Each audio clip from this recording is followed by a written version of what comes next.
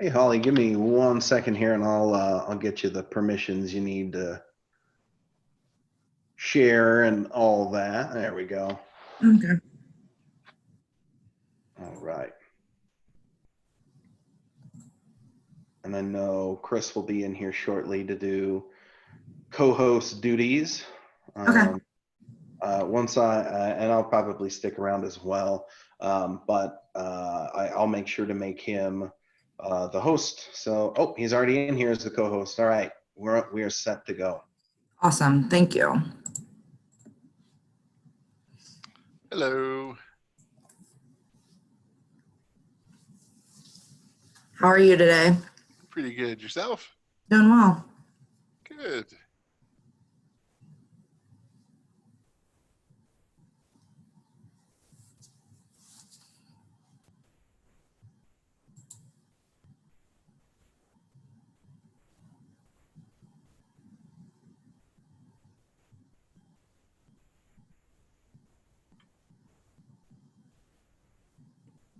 There you go. I'll pick my virtual background for a student union.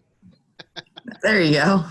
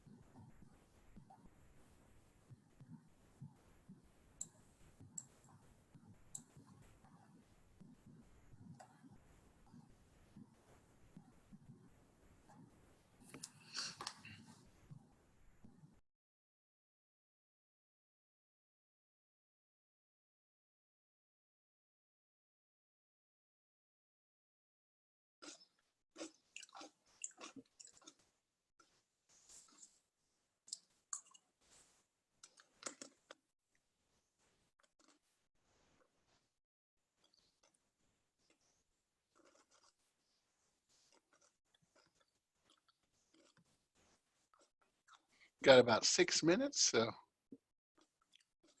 just relax. That works. You're like, I'm on camera. Oh, that. Yeah. If Well, it did everyone now bother, should be. right? I was gonna say if it did bother me before, it's not going to after all this. So. But now we should all be, we should all be comfortable by now. Right.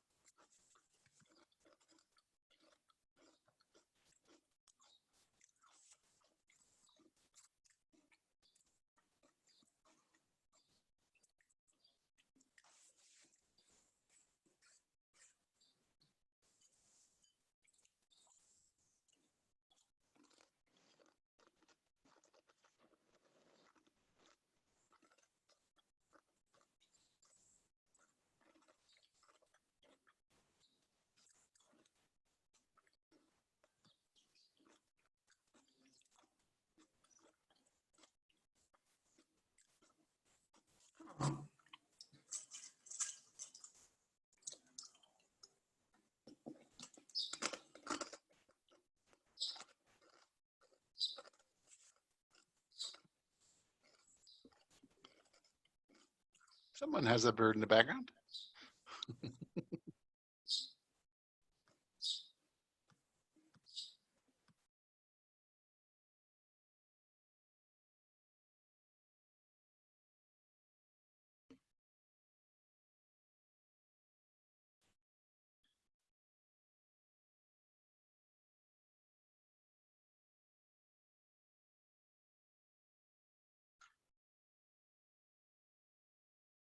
Yeah, it's just funny. Like as you let folks in, it unmutes their mic for some reason. It's just like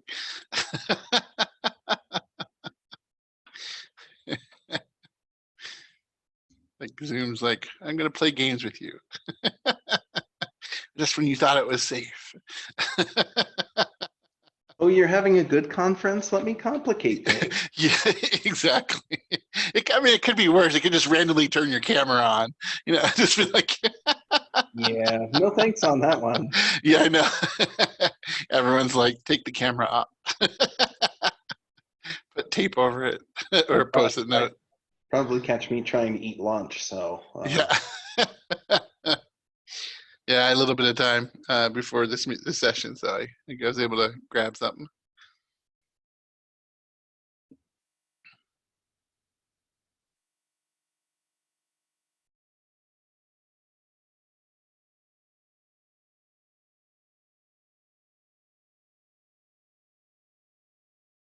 Yeah, it's been a good conference so far.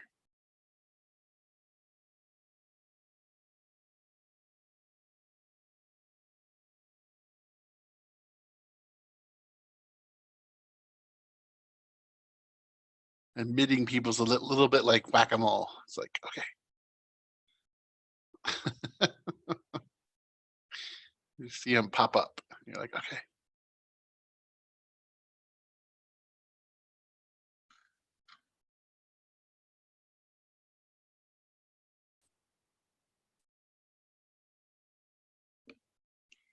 All right. Looks like we are at the appointed hour, so I'll go ahead and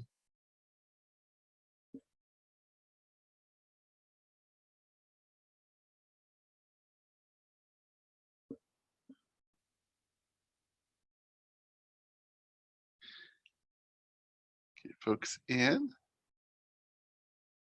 All right. Oh, got a couple more people jumping in at the last second.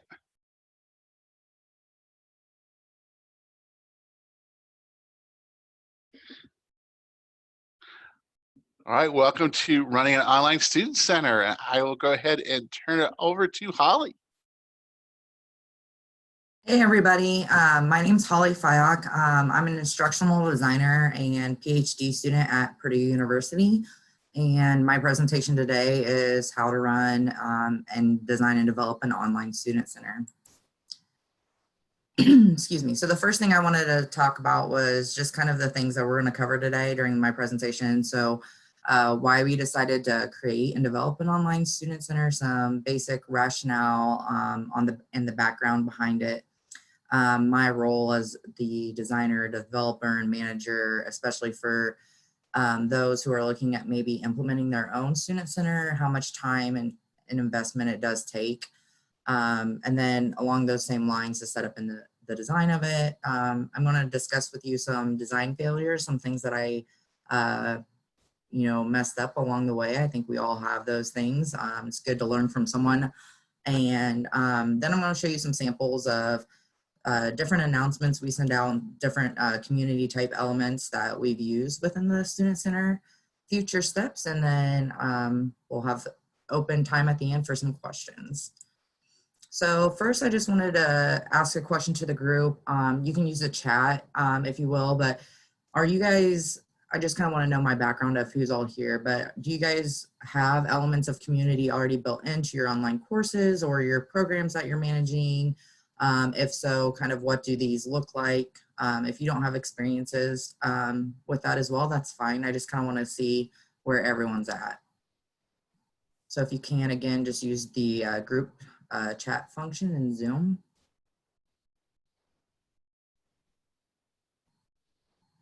Okay, perfect. So we got some infrastructure set up and none right now. Perfect. kind of just gives me a little bit of background of what you guys are looking for.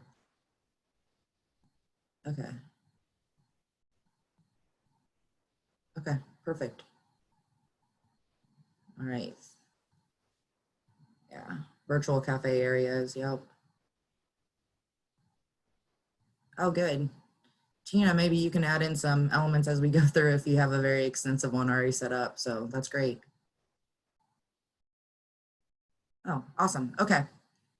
Perfect, so we kind of got a mix of people in the background or in here today.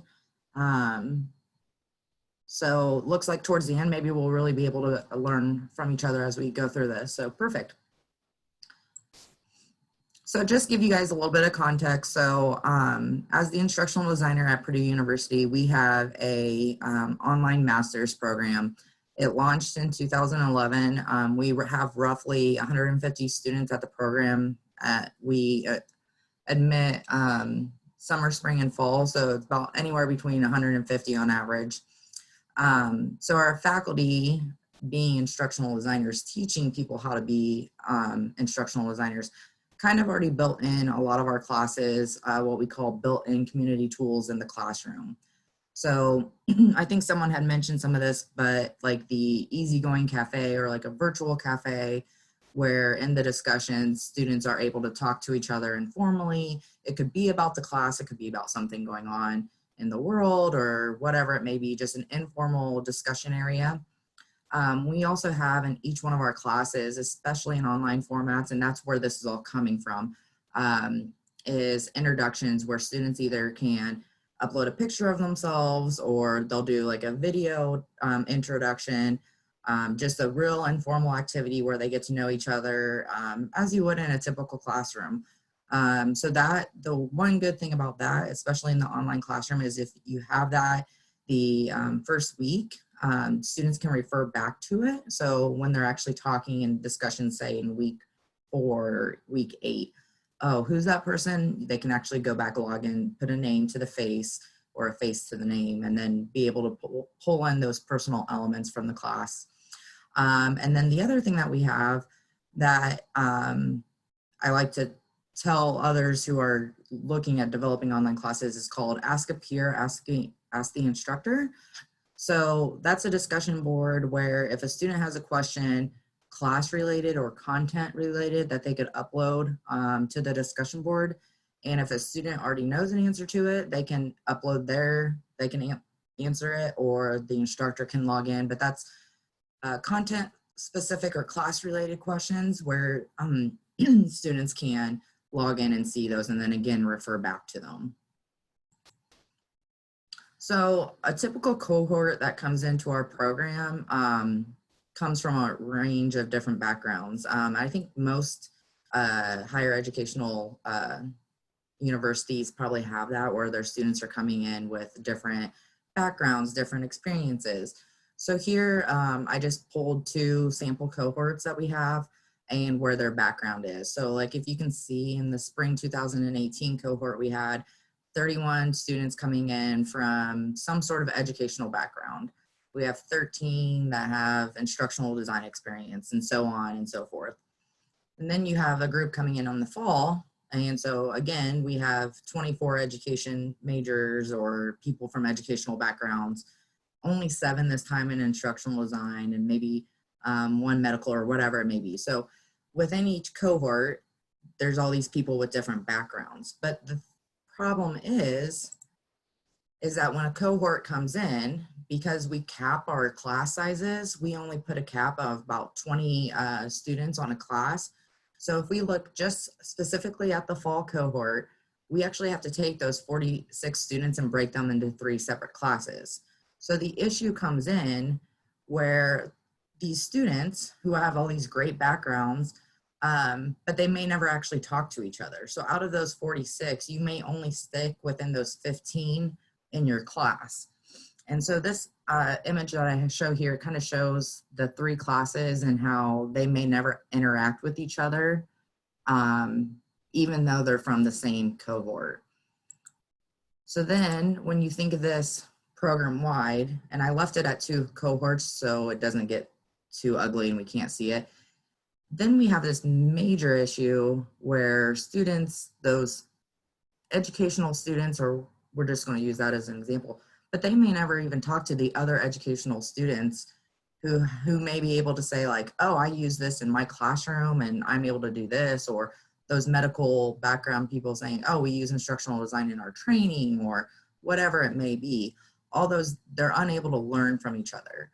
So that was an issue that we saw, even though we have these things built into each course, like the ask a peer, ask the discussion, ask a peer, ask the instructor, the class introductions, all these great things within courses. There needed to be something program-wide to help build community.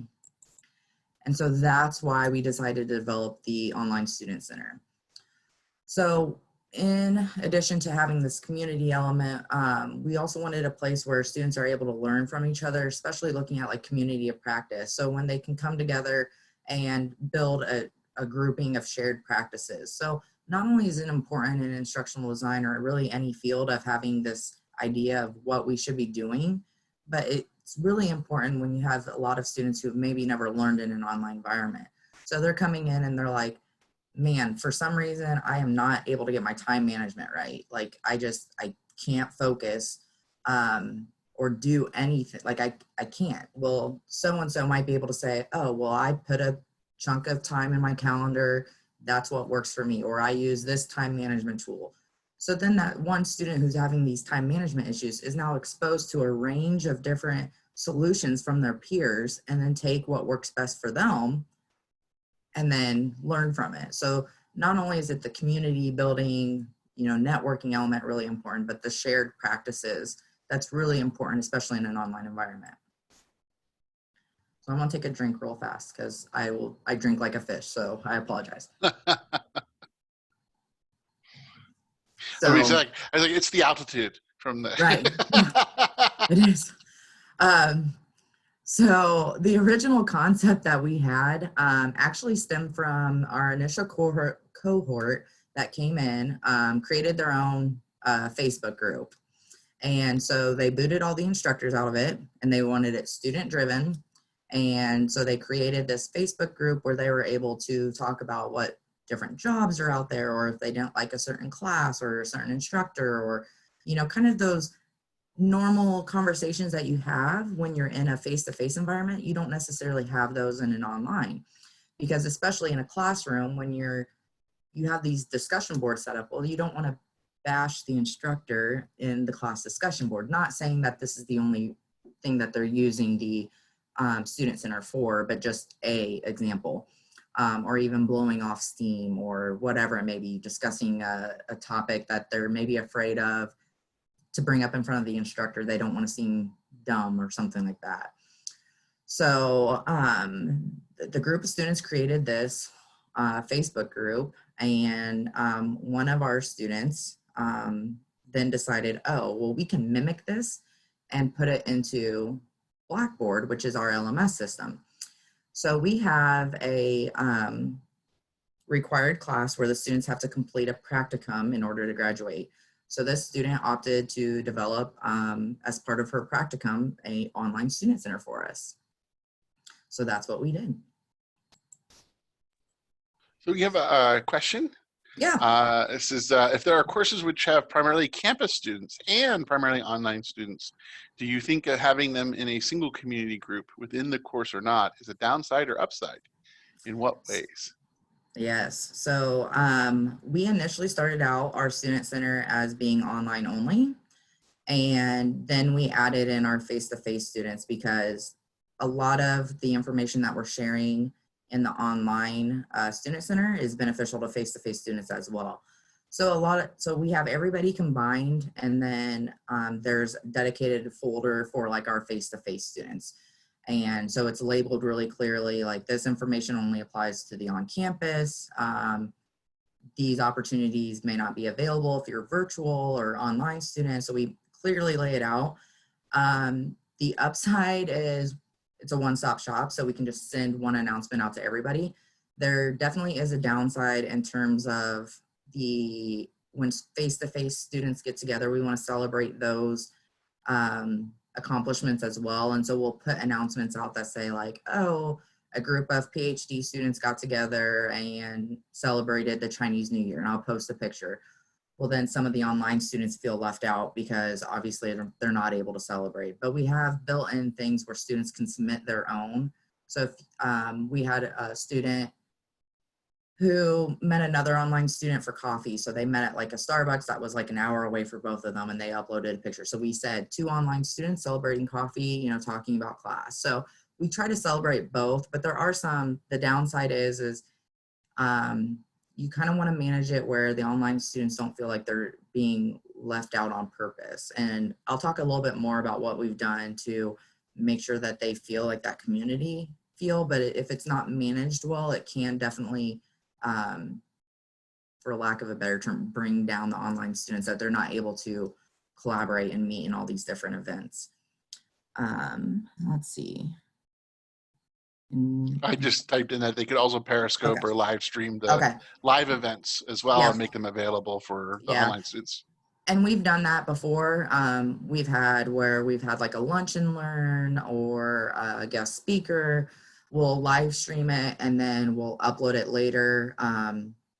So we've had a lot of those experiences, because even in live streams, you have to be a little bit careful, because if you're doing it at lunchtime, well, lunchtime to one person is perfect. It's, 4 o'clock in the morning for somebody else. So you just have to be cognizant of it. And I think if you make it available, then, you're kind of good, and the students are able to access it on their own time. So, so if we go back to looking at the original concept, so the student who developed this had this idea of a virtual campus, housing all the program information about faculty and courses.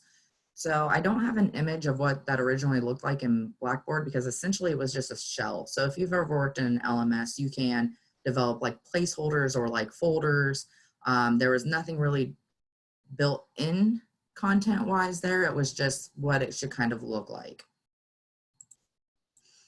So after the practicum student submitted it, my role kind of changed in terms of taking that practicum project and really beefing it up. So I have a unique experience in that I work for the university as an instructional designer. I took courses at Purdue as an undergrad. I took courses at Purdue as part of my master's, and now I'm working on my PhD at Purdue. So I kind of have a unique experience in terms of I've had the face-to-face experience as an undergrad. I've had the online experience as a master's student. I know what students want, and then I also know what the faculty want to tell the students. So I'm kind of in this weird limbo where the faculty were like, you know what, you're perfect to take this over. So that's what happened. So what I ended up doing was I took the student's initial idea, and then we kind of just made it into a one-stop shop. So if you're a university, or even if you're K through 12, you know that finding information on websites can sometimes be an extreme game of hide and seek, where you're running around trying to find, okay, you think financial aid, you could type in financial aid and it would just pop up. Well, at Purdue, no, that's the bursar's office or registrar. So you have all these special places where stuff is hidden away, all these, you can't find it. I mean, if you're on, to be blunt, it takes forever to find something. So I really want to develop this as a one-stop shop. So if I want to know something about a faculty member, I don't go to the website and type in the faculty member's name and then dig through all these different websites. You just want a quick and easy place where you can find everything. And so that's what the Student Center originally kind of became, a one-stop shop for policies and procedures, forms, financial aid, resources, all these different things. So here's kind of a sample section of useful resources. So, and it's hard, we can't include everything on here, obviously, as I'm showing it, but a couple sections that we have were courses. So a sample syllabus, who typically teaches it, what's the major projects, how many credit hours is it, things like that. That students want to know what the textbook is. Useful resources, like I said, here's an image of that. Program information, policies and procedures. With online students, graduation information. If they want to come to campus, if they've never been to campus, they have no clue what a good hotel is or what's a shady hotel. They have no idea where are they going to be able to eat, what's going to be open, where do I park, where do I pick up my cap and gown, all these different things that you kind of take for granted if you're on campus and you're constantly getting emails. But if you've never been there, you don't know that the bookstore is down in the basement of this building. You wouldn't know that. So we kind of give information on that, and then obviously beyond graduation. So you've got this degree, now what? What do you do with it? Here's some helpful tips and tricks. And in order to build community type elements, so the initial concept was this one-stop shop. And then I was like, you know, we need more community type elements. So we found that our faculty really wanted to be involved in the process. So they wrote up dedicated welcome notes. So from the department head, from the program convener, from the dean. And then we include more in our faculty tabs, more information that you'd get from a faculty if maybe you were in a face-to-face class or an online class, like maybe they are an instructor that says all the time. So a quirk of them is that they can't actually do a presentation without saying 15 million times. And then kind of like me doing right now, because now that I said it, I'll probably continue to say a guide on how to use the Student Center. So why was it built? Why is it here for you? And then student and faculty lounges. So students and faculty can interact in an informal setting. And as we go on, so we've got this in Blackboard, it's set up. Why we decided to develop it the way that we did. So all of our online classes are set up with everything in the left-hand navigation. We kind of mimicked what was being used in the class, so it's familiar. Grouping of content was based on general questions that we fielded as a program. What questions are students asking us? What do they need to know that's not being published somewhere? So we also have a student services coordinator who fields a lot of those questions. So we asked him because he kept good records of what was being asked. And we built those into the Student Center. And a lot of the content, again, was on specific requests or mentions. So I took this class back last spring. I really want access to this video. Okay, so we put that video into the Student Center. So different things that kind of cut across courses kind of started to beef up and come into the Student Center and build it into what it is today. And let's see, we got a question here. How do participants communicate synchronously? Yep, I'm going to talk a little bit more about that later on, so I'm going to hold on that question. As we go forward, so like I said, it is not without failing. So we did have some issues when we started the Student Center. So if you build it, they will come. No, they will not. You have to have them be aware that it's there. So just because it's there doesn't mean that they're going to visit it. Or if they do, they'll visit it once and see it as limited value and move on. So one of the first problems we saw is I poured out all my blood, sweat, and tears into developing this thing, and no one was accessing it. So I sent a survey out to all the students saying, hey, what do you think of the Student Center? And guess what? Everybody said, I have no clue what you're talking about. So that was problem number one. So learn from me. So the first thing that we did was we added it to our student orientation. So when students join the Purdue Online Masters, they do a week, they get access to the orientation, which is a course, sample course where they learn about the program, learn about the LMS, become familiar with all these policies and procedures. Well, we added a section in there like, oh, once you become a student, you'll also have access to the Student Center. Here's what it's about. Here's the goal of it, blah, blah, blah. We also added a welcome email. So when students start in the program, we had these welcome emails going out from faculty. We added it saying, oh, hey, you've now been added to the Student Center. Here what it is. And then the last thing that we did to increase activity was, so Blackboard is tricky in terms of you can post an announcement and it doesn't necessarily get to the students unless they click in the Blackboard notification thing. So there's an option where you can actually say email, send email to students. So you can send an announcement and it'll get sent directly to their email. We were not utilizing that. So we utilized it. And so now we send a week, just one announcement a week of something to celebrate, some news. you don't want to overwhelm them where they're getting so many emails that they're like, this is junk, it doesn't apply to me, and move on. So we've tried to limit it about once a week. So after we started doing that, one of the things that we realized is, what are we going to email them once a week about? Like, do we even have anything, you know? So faculty really started helping be involved in terms of, we have each semester we do a welcome announcement, and that's a personalized email announcement from the faculty. So here's one. So Dr. Jennifer Richardson said, you know, for hello summer, and you can read a little bit here, but normally there's some fun fact about Purdue, what's going on, what students are doing, something of that effect about the university that the students would enjoy. Here's another sample announcement that went out. We're switching LMSs, so we're trying to give students a much heads up that they need to get out of Blackboard and we're moving to Brightspace. Here's an announcement where a student was elected president of a student organization. So things like that that really can be celebrated by everybody. A free conference opportunity, a practicum opportunity, something that we were emailed about that we think would be a benefit to our students. So as we started to increase those announcements, my role really kind of started to change. So now I didn't just design and develop it. I'm really a manager. So I need to make sure that information is being put out in a way where students are receptive to it and not being overwhelmed, that it's relevant, that they want to know what's going on. It's not just information being shoved at them.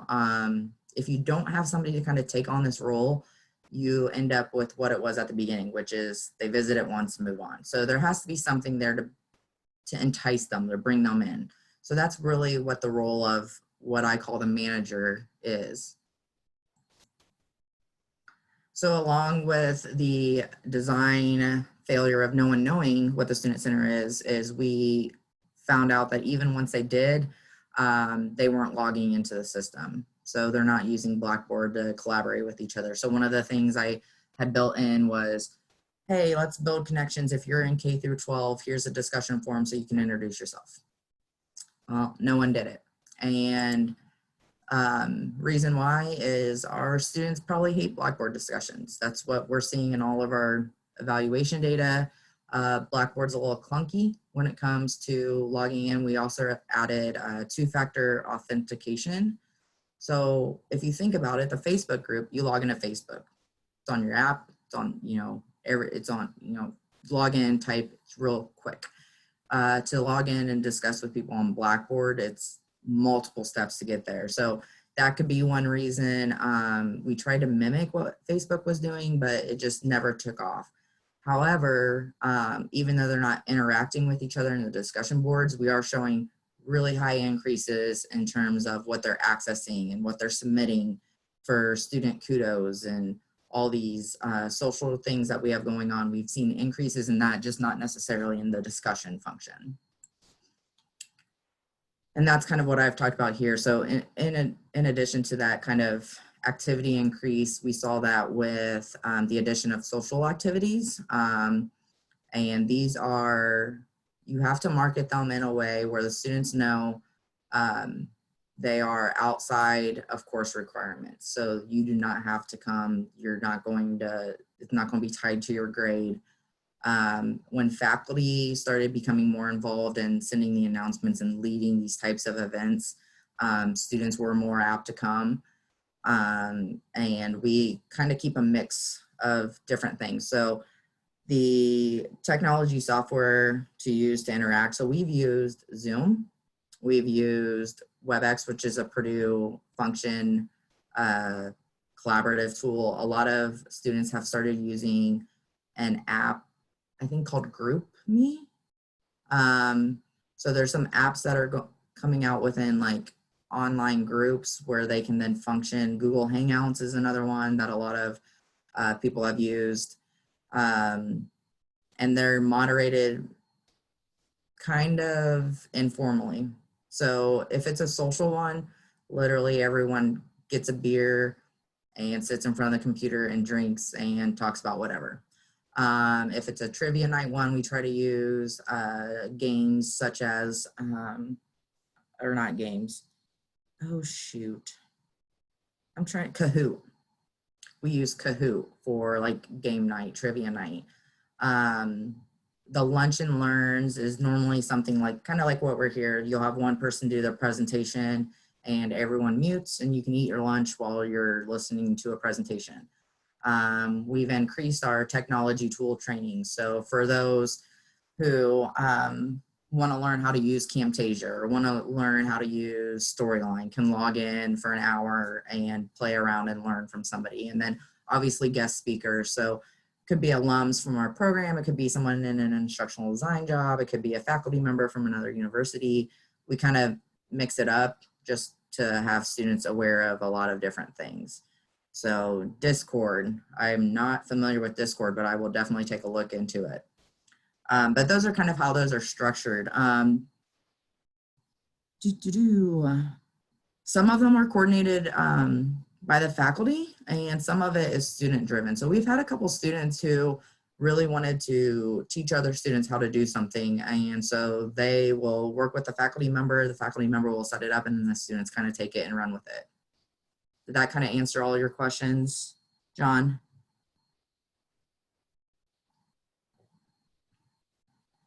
I think I hit everything there. Okay, perfect. Moving on. Oh, and just some more about faculty involvement. Like I said, here's another welcome announcement from a faculty member.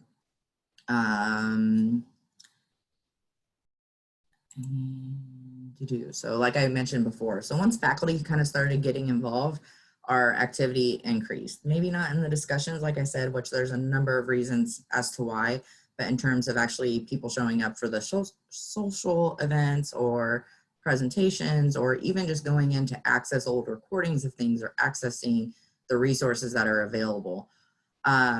So we wanted to keep this train going. So how do we keep all these different events and also keep it student focused? So we created this thing called Student Kudos. So initially we sent a request out saying, hey, do you have something to celebrate? Let us know. And of course, no one wanted to be the first one to submit. So in order to kind of start building it up, what I did was I would reach out to our faculty and say, hey, did a student tell you about a new job, or has a student done anything really cool that you want to share that, you know, could you ask the student if we could share it in the student center? And they were like, yeah. So I had my faculty members do the dirty work and do the hunting of really cool stuff that our students were doing. And then once we kind of shared some of those, then students were like, oh, I didn't saw, or Chris, you know, just said that he started a new app and that's really cool. Like I just made 100 masks for the COVID-19 outbreak. I'm going to submit that. So, and it's not all ID related. It could be an award. It could be, we have a lot of teachers who went on strike for the Red for Ed. So we had them submit things like that. So just whatever is important to them within limits. We're not getting like real political in anything that we're posting, but just things that they're proud of that they want to share with the group, we share. So they all go through a Qualtrics survey. I receive the initial and then I review it. And if everything looks fine, I reach out for a headshot and updated information if there's not enough there. So here's a couple kudos examples. So this student got a new job. So she gave a quick bio of what the job is and what her duties are going to be, which we like including the duties because that allows current students to kind of get an idea of what positions are looking for. Here's a picture of our spring graduates. So everyone got together at a graduation reception. We uploaded a picture of them celebrating. Here is a student who got a teaching fellowship. So she wrote a bunch of everything that she had done and we shared it with the group. So it really just allows for students to share in their successes and then lets other students see what's out there, what's available. And I think it's just nice to hear from students rather than faculty all the time. So another way that we increased our activity was we had instructors do more intense profiles. It could be an instructor telling a story about something that they did or an experience. Same with students, we'll do student highlights and alum profiles. So once you graduated from the program, where are you at now? It's kind of like feature. So I'm going to show you a couple of those. So here's an instructor profile example. So this is their instructor's background, their favorite class to teach, why they decided to go into the field. This instructor actually uploaded a YouTube video of her dancing while she was on a cruise to her favorite song. Students loved it. So it's just a personal touch, something you may not see normally in a class. And then here's a student profile. So same kind of thing, what their background is, what she likes about the program, advice to new students. We really try to build in what is being a Boilermaker. So what does being at Purdue mean to you type of comments, like what does it mean? And then here's a student who graduated from the program. So what have they done since they left? Advice now that you've been out of the program, what the degree and what Purdue's done for them. And then the big thing is I want to talk about a little bit about the time required to run it. So setting it up took a lot of time. I mean, you think about all the content that you have spread out, all the websites, hunting it down. So I would say the build time was probably, I didn't do it all in one setting, but I would say a solid like 1 week probably of just setting up the course and kind of seeing what we wanted it to be and getting feedback from students, opening it up to a couple, seeing what they thought. And then the time required to kind of run it. So I do a week announcement. So normally I have kudos or information set up, and I normally have them a week in advance. And so I just have it set up. So it probably takes an hour maybe to write it up and format it how we want it to look in Blackboard and send it out and field questions. It's not really, once you start obviously once you start, it's going to take you a little bit longer to figure out what works for you. But then we do every summer where we run through and we update everything. So we check all the links, we update the syllabi, are the textbooks accurate, updating enrollment. So every semester we add all the students. That takes a little bit of time. But once you kind of get in a routine of it, it's probably only about an hour time required. Now that would be beefed up if you had a lot of students actually using the discussion boards. We do not. So we don't have really that to look at and manage and make sure students aren't in there saying negative things, not that they would, but just something to consider. That I say an hour, but none of our students are using the discussion boards. And I just want to take a couple minutes and talk about like future steps for our student center. So we're moving to a new LMS. So we're hoping that the discussion and the collaborative peer-to-peer elements really kind of get beefed up. So the new LMS that we're switching to is Brightspace. So there's some different things in terms of you can instant message within it. You can build in things a little bit more nice. It's a little bit cleaner. I haven't had a whole lot of time yet developing in Brightspace, so we're still learning what available tools are out there. The other thing is Purdue is still adding additional like third-party tools that aren't all built in yet. So what we have right now is going to change from what we have next week. So we're still learning a couple of those things. And the other thing we're kind of looking at is connecting the student center to more class-related pieces. So, and maybe like some of the intro classes, in addition to introducing yourself, go into the student center and introduce yourself. Design and develop projects. So we're looking at instructional designers or anything that they're developing in class useful to share across the entire student center, and beefing up the shared resources. As an instructional designer, you're out there and you're trying to find all the newest and greatest tools, but you also kind of get stuck in the bubble where you're not exposed to it. So just like that one you guys were talking about, Discord, no clue. So I'm going to take that, look at it afterwards, and if it's really cool and it free version or whatever it is, I will then share to the Student Center, you know, I went to this conference and this is what I learned. So there's lots of great things that, that we're looking to build the Student Center and move it forward. And just want to give you a little bit of a sneak peek. So this is kind of how, talking about how clean it looks. So this is 2 separate images here, but it's got like the white background. It's just a little bit more sleek in how it looks for those who maybe don't have experience in Brightspace and just want to take a look at it. So, and I think, yeah, so I kind of ended a little bit early, but I was hoping that we could have more questions or discussions on if there's any specific things that I talked about that you want advice, or you just want to brainstorm. I kind of want to open it up. And Chris, I hope that's okay. Oh, that's totally fine. Yeah, everyone should be able to unmute themselves if they need, if they want to use their mics, or feel free to use the chat.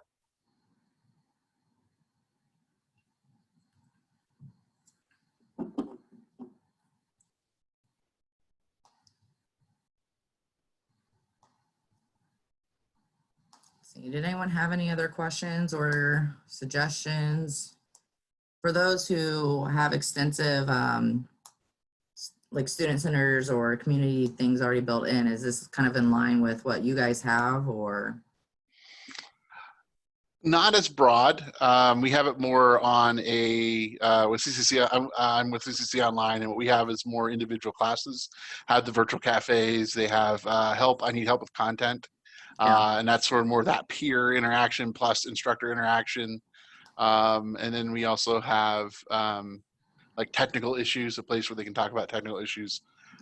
So we have that. They don't get used a lot. We use Brightspace for D2L, and students do get more involved in the messaging. What's funny is they like to use the messaging a lot. They don't seem to be as happy whenever the instructor uses the messaging to get them, especially when they've ignored our emails for a while. But they definitely like to get us with the messages. But they definitely seem to like to use it with each other. We've looked at some of the usage, and they definitely seem to have like that piece. Yeah, and that's one of the things that we found too, is that while our Blackboard data is showing that they're not, you know, discussing with each other within the class, there's lots of conversations going outside. So a lot of times students just switch text messages or phone numbers, or they're calling. So there's a lot of those things that we may not be unaware of that they are doing. So that's one of the things too. You can't measure everything by stats. Let's see here. How do you keep it from being competitive to other school portals or spaces? Then more place to look. Keep it competitive. How do you keep it from being competitive to other school portals? Like, so other universities? Is that what?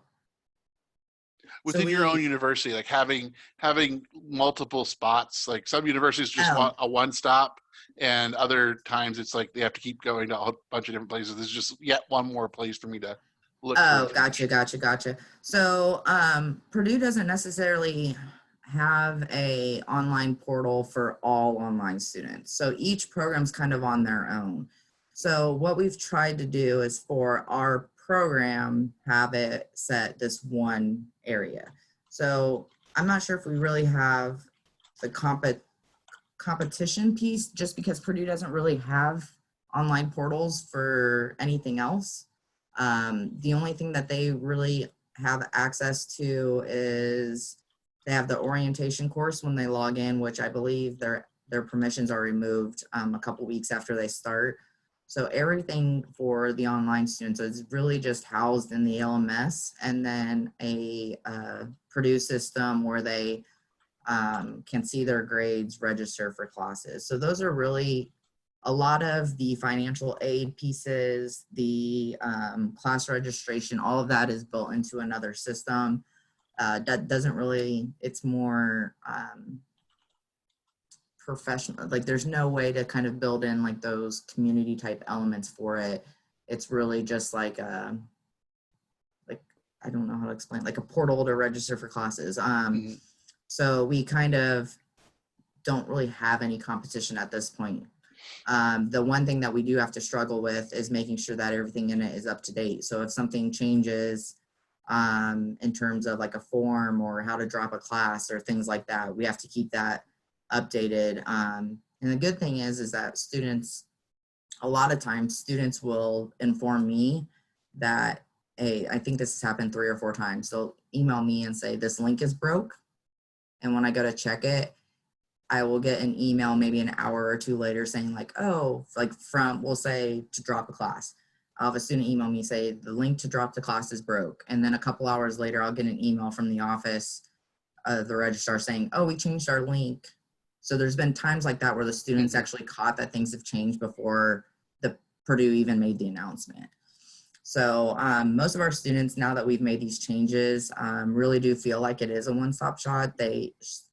One-stop shop. They go there first, and in there, if there's additional questions, we have specific people for them to contact. So if you can't find what you're looking for, email so-and-so about this or so-and-so about that. So yeah, it's really, it's unique because some programs have these and some don't, but at Purdue, this online center has actually been mimicked.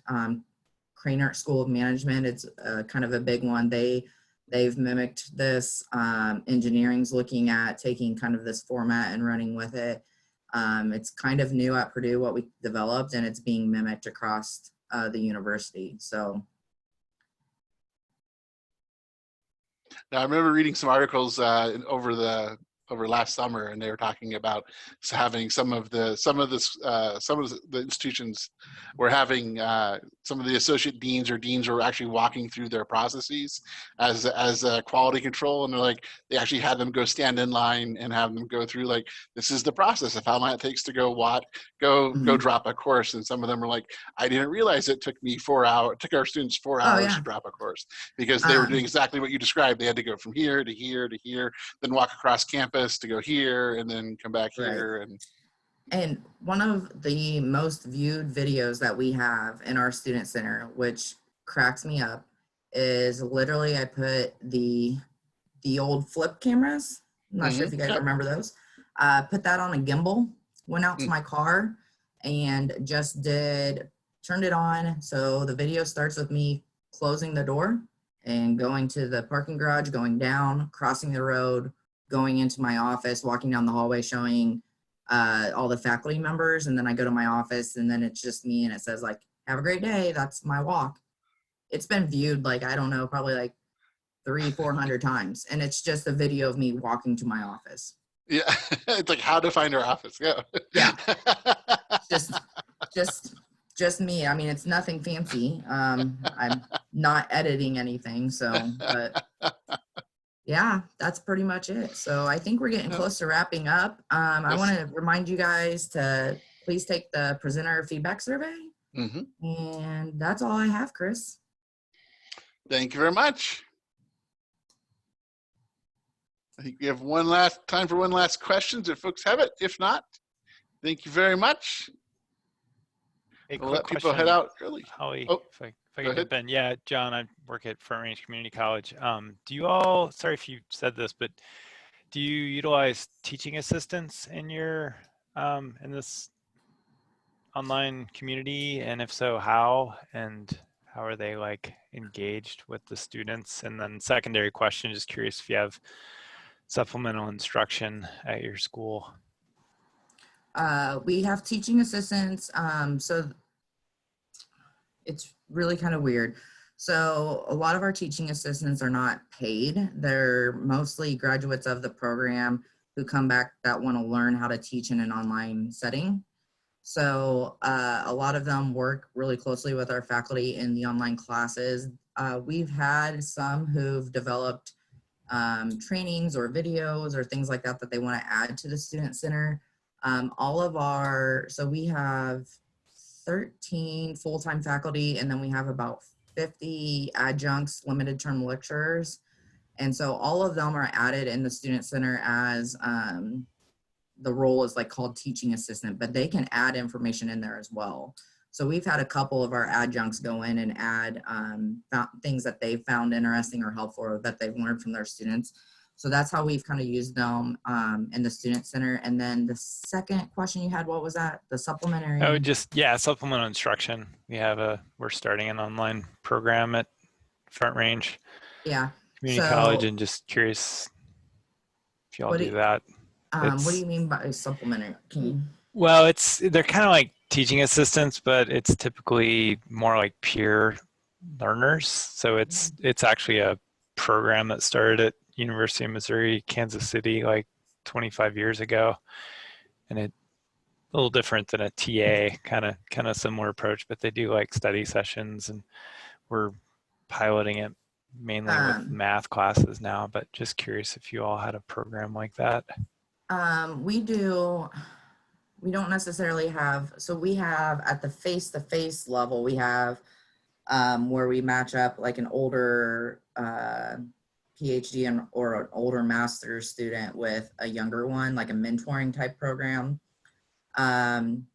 In terms of, we've had students within the classes where they're required to learn something and then teach and like lead a discussion within the online classes. But a lot of those elements, like I said, if we have students who want to learn or teach something to someone else, we'll just set it up as like a lunch and learn, and then that person can get on and talk about whatever to their peers. It's not required. It's just, but I assume you probably set it up like a mentoring where you could have them meet.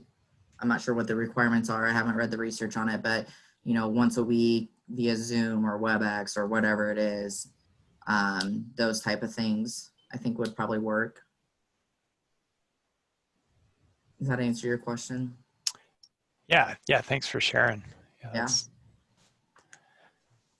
all good stuff. Yeah. Okay, cool. Any other questions? I'm happy to help.